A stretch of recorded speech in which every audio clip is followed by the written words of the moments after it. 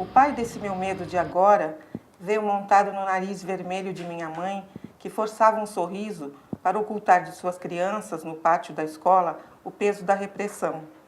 Não saberia traduzir-nos que há horas certas para falar, pensar e discordar.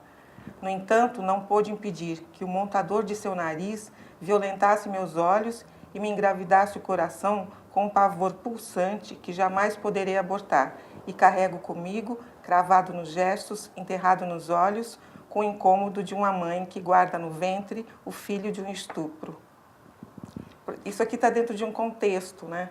Porque eu falo que, nesse capítulo, eu falo que nós estávamos na escola, porque a escola ficava no sindicato, onde nós estudávamos, eu e minha irmã mais velha, não a Lúcia, a Laura, a Lúcia era bebê. E a minha mãe chegou, nós estávamos cantando na escola, e no pátio, para alguma atividade que ia ter na escola, e a minha mãe surgiu, e eu vi minha mãe, e eu percebi que o nariz dela estava vermelho, e eu percebi que ela tinha chorado. E na hora eu já imaginei que tinha acontecido alguma coisa com meu pai. Então, por isso, esse poema, ele tem assim, essa simbologia, né? Porque ela... pelo nariz vermelho, eu percebi que alguma coisa tinha acontecido com meu pai, e aí ela não podia, ela estava tentando esconder de nós, aí esconder o peso da repressão, né? Então, porque ela não saberia dizer para a gente que tem horas de falar, que podia falar ou não falar. Nós éramos crianças, eu tinha 6 anos de idade, a Laura mais velha tinha 8 e a Lúcia era bebê, né? E essa foi a segunda prisão do meu pai. Foi o momento que meu pai foi para o Raul Soares, para o navio, foi levado para lá. Porque ele já tinha sido preso primeiro, no dia 1º de abril de 64, né? Que foi, de fato, o golpe militar começou em 64, né? Aliás, em 1º de abril, né? A data é 31 de março, porque as tropas se mobilizaram contra o governo. Mas, de fato, se instalou no dia 1º de abril. E aqui em Santos chegou no dia 1º de abril. Meu pai passou a noite do 31 de março no sindicato, que era o mesmo lugar onde ficava a escola. Metade do prédio era a escola e metade era o sindicato. E ele e alguns diretores, ele era da diretoria. E de manhã eles receberam telefonemas de pessoal da repressão, né? Se eles estavam com armas, estavam esperando armados. E eles disseram, não tem arma nenhuma. Porque existia aquela ideia de que os sindicatos eram bancados por Moscou, que tinham armas, dinheiro, enfim. E ele tinha, assim, segundo ele, uma meia dúzia de diretores. E aí chegaram, assim, ele diz assim, uns 200, que, claro, uma forma de dizer, mas eram muitos policiais, militares da Força Pública, na época era Força Pública, Polícia Marítima, enfim, muita gente para prender meia dúzia de diretores sindicais. Então, assim, você fala de censura, isso me lembra muito, quer dizer, tem que estar ligado muito com a ditadura militar, porque isso invadiu a casa da gente, a família da gente, de uma forma muito, muito forte, né? E a partir do dia 1º de abril de 64, que foi quando o golpe aconteceu. Então, normalmente a imprensa, de um modo geral, fala de 68, do AI-5, que foi muito grave, que foi aí sim que a ditadura se instalou, mas na nossa família a ditadura se instalou no dia 1º de abril de 64, quando meu pai foi preso pela primeira vez. Então, a partir daí a nossa vida mudou e para sempre. Né? Então, não começou em 68, não. A geração de 68 é outra geração. Mas o pessoal que estava na ativa, que tinha uma mobilização política, o meu pai era sindicalista, ele tinha 34 anos, a minha mãe tinha 26 anos. Nós tínhamos 8, a mais velha, Laura, eu tinha 6, e a Lúcia era recém-nascida.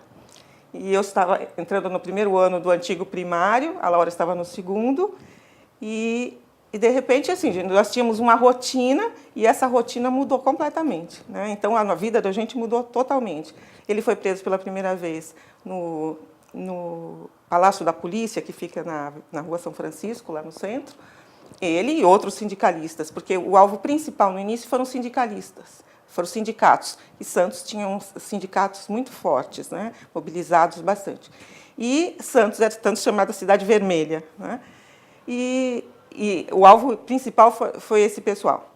Então, eles foram presos pela primeira vez e eles soltaram presos correcionais para dar lugar para presos políticos.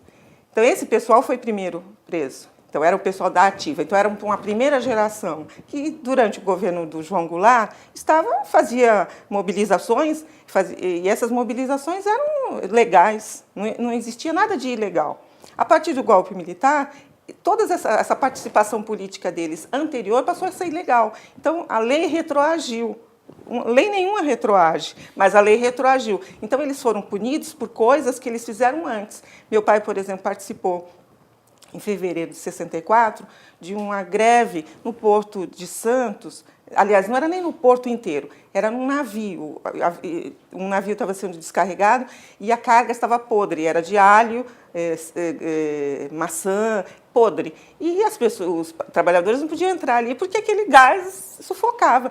E eles paralisaram as atividades. E ele era sindicalista, estava ali dando apoio a eles. Até que eles tivessem máscaras, enfim, condições para entrar dentro do navio. E isso não era ilegal. E ele era funcionário das docas, estava afastado porque estava na diretoria do sindicato. E depois do golpe militar, ele foi processado por isso também, por participar dessa mobilização no navio Santa Teresa. Então, uma coisa que antes era legal. Ele participou em janeiro de 64 de uma solenidade onde o João Goulart, que era o presidente da República, assinou a lei de remessa de lucros. E, por essa atividade, ele também foi processado depois. Ele participou daquele comício do 13 de março, lá na Central do Brasil, no Rio de Janeiro, como delegado sindical. Então, levou uma delegação aqui de Santos para lá. E também foi processado por isso. E também, claro, acusado de ser subversivo, ser comunista. Ele não era afiliado ao partido, mas devia ser simpatizante. Enfim, era de uma diretoria de um sindicato muito forte, o Sindicato dos Operários Portuários, né? Então, só por isso já era um crime. Então, participou de mobilizações, como o Santos tinha muitas greves, enfim. Mas nada disso é ilegal. Depois do golpe, passou a ser ilegal. E, então, isso atingiu a nossa família de uma forma gritante, porque nós começamos a ir para a escola e eu ouvi uma explicação da história atual, né, da história atual daquele momento, né? As versões que se davam nas escolas, né? Isso nós fomos do primário, antigo ginásio, o segundo grau, faculdade. Eu fiz 2 faculdades, letras, jornalismo. Eu fiz todo o meu período de estudo, tudo durante o período militar. Desde o primeiro ano até o último de jornalismo foi durante o período militar, né? Minha vida escolar toda foi assim, estudantil. Então, nós ouvíamos uma história na escola e, em casa, quando nós comentávamos as coisas, meu pai dizia, cuidado, não é assim. Então, ele dava uma outra versão da história, porque ele tinha uma outra visão, né? Então, se tinha uma notícia, os guerrilheiros estão sequestrando o cônsul, ou isso e aquilo, nós tínhamos uma outra versão dessa história. Então, a gente sempre desconfiava daquilo que a gente ouvia. Só que isso era como falar 2 idiomas. Você fala um idioma na sua casa e outro fora de casa. Você ouvia uma história na escola e você tinha que reproduzir aquilo, porque todo mundo ouvia isso e todo mundo aceitava isso.